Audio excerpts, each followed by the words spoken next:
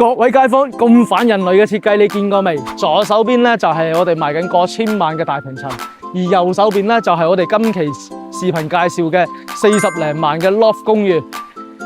而且我哋而家係位於中山市中心最核心嘅位置，門口咧就係地鐵站噶啦。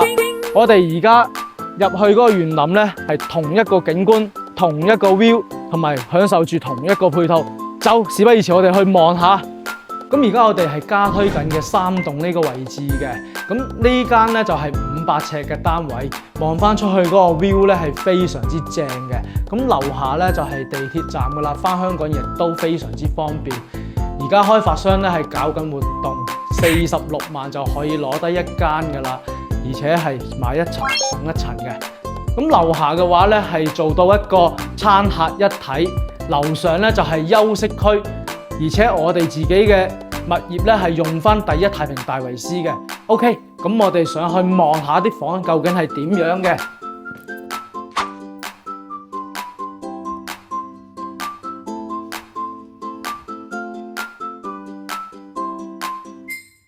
各位街坊，睇埋上邊2間房之後，你心動咗未？如果你中意呢度嘅話咧，你喺評論區嗰度雙擊666，跟住我私信你，發埋詳細嘅資料俾你啊！